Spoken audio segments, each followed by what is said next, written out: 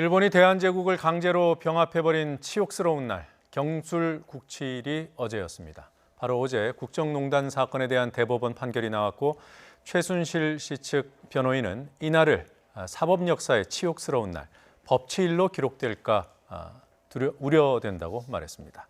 청년 정치인들은 이런 반응을 어떻게 평가하는지 얘기 나눠보겠습니다. 그리고 이른바 조국 청문회가 무산 위기에 처한 상황에 대한 의견도 함께 들어보겠습니다. 더 청년 정치 고은영 제주녹색당 운영위원장, 시사평론가인 장혜찬 서던포스트 정책실장 나오셨습니다. 어서 오십시오. 안녕하세요. 안녕하세요. 자, 두 분이 골라온 이번 주 문제의 장면, 첫 번째 장면부터 확인해 보겠습니다. 네, 제가 앵커 멘트로 언급해드린 국치일에 나온 법치일 발언. 네. 자, 이 장면 골라오신 장혜찬 실장께서 부가 설명해 주시죠. 저는 기본적으로 이번 재판을 대하는 이제 대법원 판결까지 나왔는데 이번 재판을 대하는 박근혜 전 대통령 측과 일부 보수 진영의 매우 아쉬움을 느끼는 부분이 무엇이냐. 네. 보수의 기본 가치는 국가 원칙을 신뢰하는 것 아니겠습니까? 그런데 사법부에 대한 신뢰를 이 보수 진영의 분들이 너무 앞장서서 무너뜨리고 있다. 물론 우리 사법부가 정치로부터 완전히 독립되었느냐, 거기에 대해서 의구심을 품을 수 있고요. 저도 이번 대법원의 판결에 대해서 개인적으로는 이해가 안 되는 대목들도 부분 있었습니다만 대법원장을 포함한 대법관 전원이 참여한 전원 합의체 판결이었는데 여기에 대해서 법치라는 말을 쓰면서 판결 자체를 부정하는 것은 이 사법부 부정이다. 이런 것이 지금 박근혜 전 대통령이 이 사법부의 어떤 이 모든 절차를 다 보이콧하고 있지 않습니까? 예. 그런 부분이 과연 보수 정권의 대통령을 지냈던 분으로서 온당한 태도인가 대, 물론 이 이경재 변호인이 박근혜 전 대통령의 변호인은 아닙니다만 기본적으로 원칙과 사법부 질서에 대한 이런 인식, 상당히 많은 아쉬움을 느낀다는 말씀을 드리고 싶습니다. 네.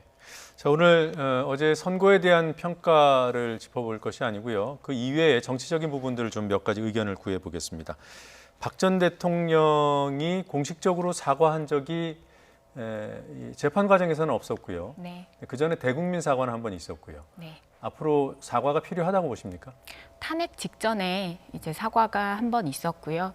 그리고 지금 상고심까지 일어나는 과정에서 전혀 재판에 참여하지 않고 보이콧하는 모습들이 있었고 별다른 입장 자체가 없었습니다. 사과를 포함한 별다른 입장 자체가 없었고 네. 사실 아까 법치에 대해서 이야기하셨습니다만 법치도 무너졌고 그 전에 탄핵 과정에서 도덕성, 책임성 모든 것들이 다 무너진 상태입니다. 이 모든 것에 대한 어떤 자신의 과오를 반성하고 그에 대한 입장 분명히 사과를 통해서 밝혀야 된다고 생각을 하고요. 네. 그럼 끝까지 책임지지 않는 이런 모습들 때문에 국민들이 아직까지 분노하시는 것이 아닌가라는 생각도 합니다. 예.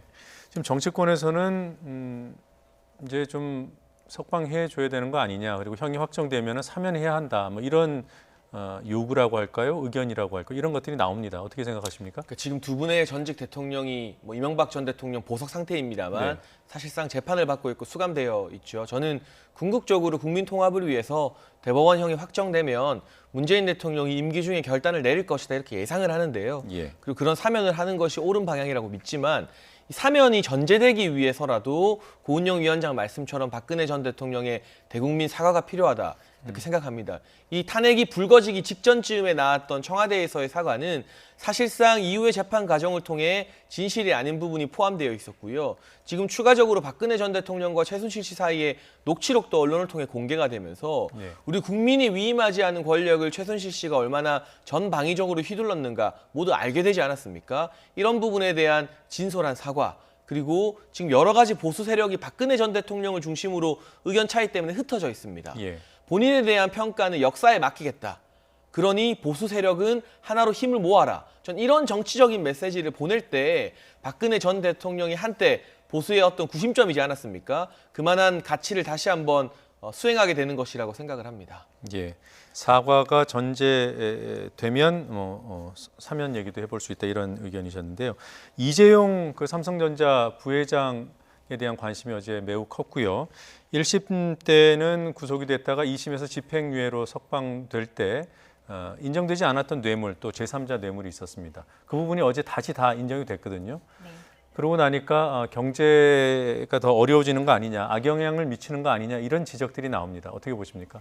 이번 뇌물을 어떻게 바라보느냐에 대한 저는 판례가 생긴 것이 무엇보다 중요했다라는 생각이 듭니다. 판례가 곧 사회 질서를 만드는 것이기 때문에 우리 사회가 조금이나마 더 깨끗해지는 이런 판례였다라고 생각을 하고요.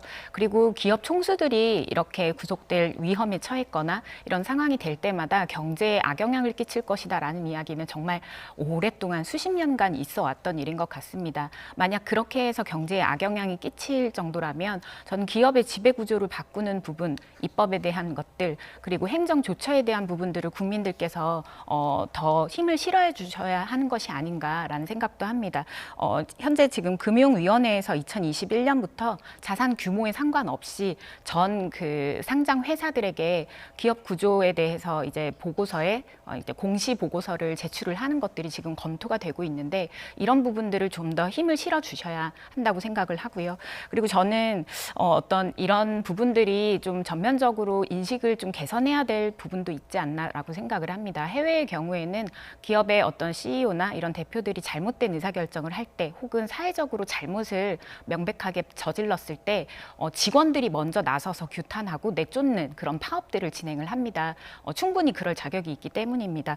어떤 삼성이 우리 사회에 끼치는 영향력 정말 저는 크다고 생각합니다. 그 영향력이 큰 만큼 국민들께서 이런 부분들은 오히려 더 나서서 잘못되었다라고 지적을 따끔하게 해주셔야 된다고 봅니다. 네, 뭐 기업 총수 봐주기 판결 논란은 뭐 수십 년 동안 이어져 왔는데요. 어제 판결은 또 그런 면에서 보면 반대의 판결이고 그래서 이제 경제에 미치는 영향을 우려한다 뭐 이런 목소리가 나오는 거 아니겠습니까? 당연히 긍정적인 영향을 끼치지는 않겠죠. 삼성전자 주가 같은 경우도 매우 큰 폭으로 하락했다고 하고 쉽게 생각해서 이재용 부회장 없다고 삼성이 무너지냐는 말을 하시는 분들도 있는데 무너지지 않겠지만 제프 베조스 없이 아마존이 건재하고 마크 주커버그 없이 페이스북이 지금 같은 위상을 누리겠습니까? 그런 차원에서 본다면 앞으로 삼성의 경쟁력도 국가 경제 경쟁력의 어떤 하향세가 안 그래도 대외 여건이 어려운 가운데 우려되는 상황이고요. 그러나 경제에 부정적인 영향을 끼칠 것이기 때문에 재판을 유리하게 해줘서는 안 되죠. 저는 이 재판이 정경유착에 대한 대법원의 기준을 제시한 재판이었는데 납득이 안 되는 부분이 조금 있습니다. 이를테면 이번 재판에서 최순실 씨의 강요죄는 무죄 취지로 파기가 되었거든요. 직접적으로 강요를 한 정황이 없다는 겁니다. 그런데 이재용 부회장의 청탁, 경영권 승계를 위한 청탁은 명시적 청탁이 아니라 묵시적 청탁인 게 다시 한번 인정이 되었습니다. 청탁은 묵시적인 게 인정이 되는데 강요는 직접적인 강요가 없었다고 해서 인정이 안 됐다? 앞뒤가 좀 맞지 않는 판결이 아닌가 하는 생각이 들고 이번에 청와대에서도 김정숙 여사가 비공개로 대기업 총수들을 불러서 여러 가지 이야기를 했다고 합니다. 문재인 대통령도 대기업 총수들에게 적극적인 투자나 그리고 스포츠 재단 이런 곳에서 많은 대기업들이 후원을 하고 있는데요. 명확한 기준이 있어야만 이것이 청탁인지 아니면 정당한 후원인지 뭔가 결정을 할 수 있을 텐데 제 개인적인 시각으로 봤을 때는 부당한 정치 권력 때문에 이 청탁을 들어주지 않으면 오히려 정치 권력의 청탁을 들어주지 않으면 기업이 피해를 입을까 봐 어쩔 수 없이 들어준 것인데 왜 공동으로 같은 정범으로 판단을 받아야 되는지에 대해서는 글쎄요. 오늘의 판결이 과연 정경유착에 대해서 깔끔한 가이드라인이 될지 기업 현장에 있는 다른 기업의 총수들이나 책임자들도 무척 혼란스러워하지 않을까 싶습니다. 네, 이건 법리 문제는 오늘 주제가 아니어서 그냥 듣고 넘어가는 걸로 하겠고요. 삼성전자 오늘 주가는 좀 올라가고 있군요. 다음 장면 보겠습니다. 네, 불난 청년을 향해서 부채질을 하냐라는 그런 취지의 제목이네요. 네, 유시민 노무현 재단 이사장의 그 언론 인터뷰 내용을 뽑아오셨습니다. 두 분이 함께 골랐는데 고은영 위원장께서 설명해 주시죠. 네, 어떤 유시민 촌철살인으로 유명하시죠. 네, 논평으로도 유명하시고 과거 정치인이셨습니다. 어제 한 언론 인터뷰에서 단순히 짧은 인터뷰가 아니라 오랫동안 입장을 내보일 수 있는 그런 토크에 가까운 프로그램이었는데요.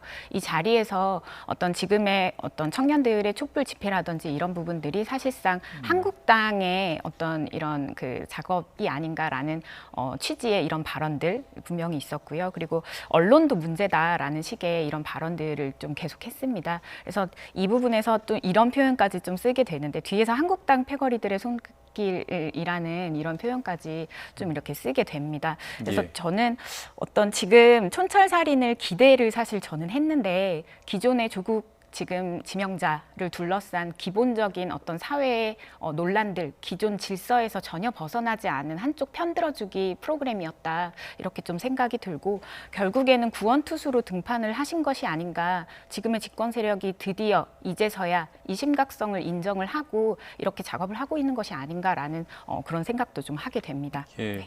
그 노 이사장, 유시민 이사장의 발언 중에 보면은 사실상 물반 고기반이다. 이게 이제 서울대 촛불 집회에 참석한 참석자들 가운데 반은 물이고 반은 물이다. 고기다. 이게 정치인들이 끼어 있었다. 뭐 이런 취지의 말이었던 거죠. 네, 그런 것 같고 청년들의 이런 촛불 시위나 촛불 집회, 총학이 주도하는 집회에 정치적인 색채를 부여함으로써 예. 색깔론적인 시각으로 바라보는 것이 아닌가. 저는 이 유시민 이사장 이야기를 듣고 과거에 보수 진영에서 많이 하던 이야기가 떠올랐습니다. 예를 들면 광우병 촛불 시위에 나섰던 대학생들 보고 민주노총이 뒤에 있다. 네. 저 뒤에 특정 정당, 그 당시에 뭐 진보신당이라거나 이런 정당들이 뒤에 있을 것이다. 민주당의 사주를 받았다. 박근혜 전 대통령 탄핵을 위한 촛불 집회에 나온 청년들을 보고도 운동권이다. 빨갱이 집회다. 이런 식으로 정치적 색깔을 부여하는 이야기들을 보수 진영에서 부끄럽지만 참 많이 해왔었는데 똑같은 논리가 한때 청년 저항의 상징이었던 유시민 이사장 입에서 나온다는 게 개인적으로는 참 서글펐고요. 네. 정치로부터 완전히 독립된 집회나 시위는 이 세상에 존재할 수가 없습니다. 저는 개인적으로 그렇게 생각을 하고 일부 그리고 정치적 의도를 지닌 사람들이 그 안에 들어와서 물을 흐릴 수도 있습니다. 그렇다 하더라도 청년들이, 대학생들이 자발적으로 일정 수 이상이 모여서 비슷한 목소리를 내고 왜 분노하는가, 그들이 왜 이렇게 화가 났을까에 대해서 이야기를 먼저 들여보려 하지 않고 아, 너네는 정치적인 색채니까 딱 레이블링을 하고 딱지를 지어버리는 이런 행태는 보수의 기득권이나 진보의 기득권이나 청년들을 동일한 대화 상대로 생각해주지 않는다는 인식을 너무나 적나라하게 드러내는 발언이어서요. 예. 많이 안타까웠습니다. 알겠습니다. 뭐 사실 그 해당 집회에 그 정준길 전 한국당 대변인이나 또 류여해 전 최고위원도 참석을 했더군요. 네. 이런 사람들의 참석을 놓고 이제 정치색 논란이 더 커지는 것 같은데 어떻게 보셨습니까? 그런 뭐라고 해야 되나요? 뭐 지금 당적을 갖고 있는 분들은 아닌데. 네. 네, 저는 이런 정치적인 인물들이 지금 사방에서 숟가락을 얹고 있는 이런 상황이 아닌가라는 생각을 합니다. 그리고 그 숟가락을 얹고 있는 사람들 중에서 과거에 이런 계급 문제라든지 여러 가지 권력의 재생산의 문제, 이 부분에 집중해서 비판적인 목소리를 내왔던 사람이 누가 있는가, 과연 그러니까 진정성 있게 이 사안에 대해서 접근하는 사람이 있었는가를 좀 묻고 싶습니다. 그리고 방금 좀 지적을 하셨는데요. 저는 이런 상황이 이렇게 뭐 물반 고기반 이런 식으로 단면적으로 납작하게 만들 상황이 아니라고 생각을 합니다. 저는 여기에 대해서 청년들이 분명히 분노하는 마음이 있고, 그리고 정치적인 어떤 정쟁화하려는 것들도 저는 지금 공존하고 있는 이런 상황이라고 생각을 합니다.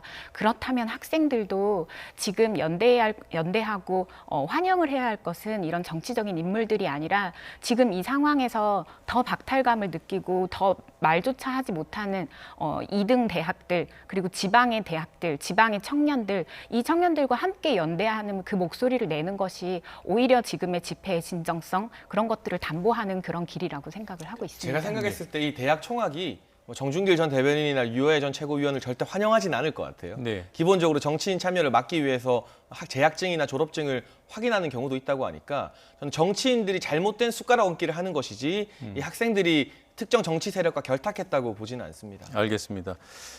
유시민 그 이사장 발언, 언론 보도 또 검찰 수사를 향한 내용도 있었습니다. 직접 잠시 들어보겠습니다. 조국을 거꾸로 떨어야 한다는 그 욕망, 그것이 언론 보도를 지배하고 있죠. 조국만큼 모든 것을 다 가질 수는 없었던 그런 소위 명문대학 출신의 많은 기자분들이 분기탱천해서 지금 그 언론들이 총단결해서 말하자면 마녀사냥하듯이 하고 있는데, 이 계기에 압수수색을 함으로써 피의자 신분으로 전환될 수 있다는 암시를 줌으로써 조국이 스스로 물러나도록 만들어야 한다라고 판단하고 그 20, 30군데 압수수색을 심하게 오버하는 압수수색을 한 거죠. 네. 뭐 이 인터뷰 이후에 지지와 비판이 극과 극으로 갈렸습니다. 자, 뭐 다른 내용은 차치하고요. 언론 보도량이 많다는 지적은 심심치 않게 나오고 있습니다. 어떻게 보십니까? 의혹이 너무 많기 때문에 언론 보도량이 많을 수밖에 당연하다. 없다. 네. 네, 그렇게 생각을 하고 있고요. 그리고 조국 후보 자체가 단순한 법무부 장관 후보로 우리가 이전까지의 다른 장관 후보들과 비교하기는 무리가 있다. 예. 법무부 장관 후보자로 지명이 되었지만 그 직전까지 청와대 민정수석으로 현 대통령의 최측근이었고 많은 여권 지지자 심지어는 야당 지지자들 사이에서도 잠재적 유력한 차기 대선 주자로 거론되는 인물이었다. 본인이 그 대선 주자 자리를 달가워하느냐 안 하느냐와는 별개로 말이죠. 예. 정치적 중량감 차원에서 이전까지 역대의 어느 장관 후보자보다도 정치적 중량감이 상당한 인물이기 때문에 네. 그리고 의혹 또한 너무나 동시다발적으로 딸과 관련된 의혹, 사모펀드, 웅동학원 등 전방위에 걸친 의혹, 오죽하면 검찰이 압수수색을 30곳이나 하겠습니까? 전국에 걸쳐서. 그만한 의혹의 당사자이기 때문에 언론 보도량이 많은 것은 당연한 것이지 예. 이 보도량 많은 게 마치 유심히 이사장 말처럼 명문대 기자들이 조국 후보자를 질투해서 분기탱천한다? 저는 그런 식의 접근을 하시는 것은 오히려 조국 후보자를 도와주는 게 아니라 기자들도 화나게 하는 일이 아닐까. 예. 이런 발언 좀 조심해야 된다고 생각합니다. 예. 언론 보도량이 물론 중요한 사안입니다만 그럼에도 불구하고 많다 이런 지적이 있긴 있어요. 네, 지금의 어떤 이 사태에 가깝죠. 지금 조국 지명자를 둘러싼 이 사태가 굉장히 많은 것들을 드러내게 하는 것 같습니다. 계속해서 언론들의 어떤 사회적으로 문제가 생겼을 때 똑같은 뉴스들을 생산하고 예. 그렇게 단편적으로 좀 대응을 하는 이런 문제점들에 대해서는 충분히 사회적으로 지적이 되어 왔는데 지금 이번 사태에서도 전혀 걸러지지 않고 똑같이 오히려 더욱더 폭발적으로 되고 있습니다. 뭐 조국 힘내세요, 조국 그러니까 정치 검찰 아웃 이런 검색어 운동 이런 것들이 일어났을 때 정말 단편적이고 이런 그 보도들이 정말 수천 건이 이제 쏟아지는 모습들을 볼 수 있었는데요. 실제 확인도 했었고요. 이런 것들이 지금의 이런 그 상황들을 좀 면밀하게 아까 제가 말씀드렸던 왜 청년 세대들이 분노하는가, 왜 50대들이 반응하는가 이런 여러 가지 부분에 대해서 좀 깊이감 있는 이런 취재들 이런 것들이 상대적으로 덜 보여지기 때문에 이런 예. 발언이 나왔다고는 생각하는데 말씀하신 대로 표현이 너무 과하셨죠. 이런 태도는 저는 이런 태도가 정말 지금의 집권 세력들에게 너무 실망스럽다고 생각을 하는데요. 지금 이런 발언들, 이런 직접적인 태도가 사실 더욱더 청년들을 좀 공분하게 하는 것이 아닌가 생각합니다. 예.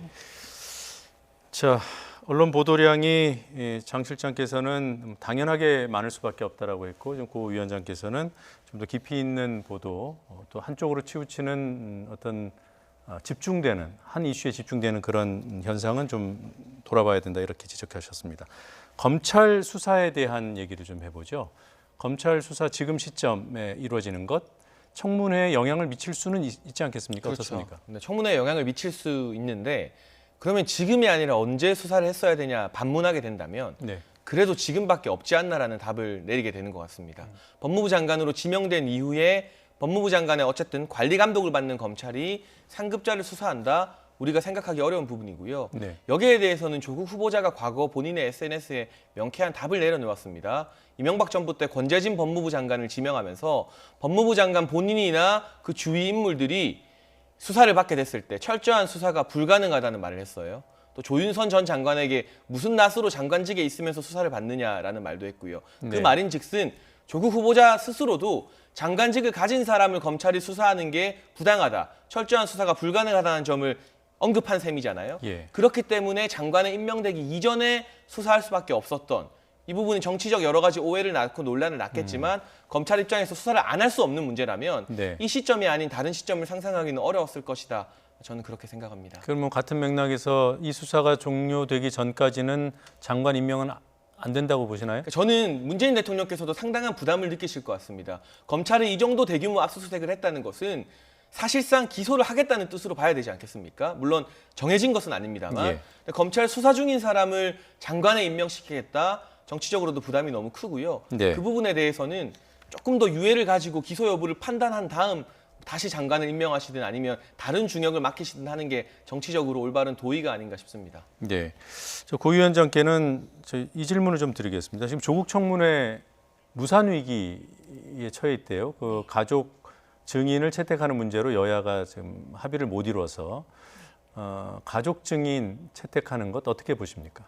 저는 이런 사실 저는 이번 사태를 굉장히 비판적인 시선으로 바라보고 있지만 이런 어떤 망신 주기에 가까운 혹은 인사청문회 자체를 늦추거나 무산시키기 위한 이런 전략은 좀 유의미하지 않다. 그건 정말 자유한국당이 어떤 이런 꼼수들을 부리는 것이다라는 그런 생각도 좀 하게 되고요. 청년들 어떤 국민들의 여러 가지 비판 문제들 이런 것들을 청문회에서 분명히 저는 밝힐 수도 있다고 생각합니다. 법적인 부분이나 이런 것들을 떠나서요. 하지만 청년들이 딸 당사자에게 분노하는 것인가, 가족들 한 명 한 명의 목소리를 직접 듣고자 하는 것인가, 이런 그 질문들을 하게 되고, 그리고 또 이 제도 그리고 조국 교수의 어떤 합법적이며 반면에 위선적인 교육관, 이 제도 자체, 교육 시스템 이런 것들에 대해서 분노하는 마음이 큰데 이 부분들을 세심히 살펴보는 것이 좀 필요하다는 생각이 들고요. 저는 오히려 청문회가 빨리 진행이 되고 그 청문회에서 조국 교수가 밝혔던 정책 방향, 정신질환자들을 어떤 사회 위험 분자로 몰고 그리고 언론의 표현의 자유라든지 시민의 표현의 자유를 침해할 수 있다고 평가되는 이런 문장들을 사용한 것 이런 것들을 청문회에서 좀 더 면밀히 짚었으면 하는 생각입니다. 마지막으로 인사청문회 다음에야 국회가 가동이 되잖아요. 본회의가 열릴 텐데요. 지금 소방관들 국가직 전환이라든지 이런 아주 하루하루가 다급한 현장들이 입법을 기다리고 있습니다. 그 입법에 맞춰서 28일에 소방본부에서 보도자료를 배포했습니다. 지금의 소방관들이 전체의 5% 정도나 자살 트라우마 이런 것들에 시달린다 뭐 이런 것들을 발표했는데요. 사실 다급한 현장을 위해서라도 정해진 일정들은 소화를 했으면 하는 생각입니다. 네, 결론은 청문회는 예정대로 열려야 맞다 이런 입장입니다. 증인 채택이 안 돼도 청문회는 열 수 있지 않습니까? 열 수는 있는데 사실상 의미가 없는 청문회가 될 가능성이 높고 개인적으로는 이 가족 출석 여부를 두고 자유한국당과 바른미래당의 자신감이 좀 부족한 게 아닌가. 더불어민주당에서 합의한 15명의 증인, 관계자들, 지금 검찰 수사나 언론 보도를 통해 나온 의혹만 가지고도 충분히 조국 후보자를 청문회에서 낙마시킬 수 있다는 저는 그런 자신감을 왜 야당이 보여주지 못하는가 아쉽고요.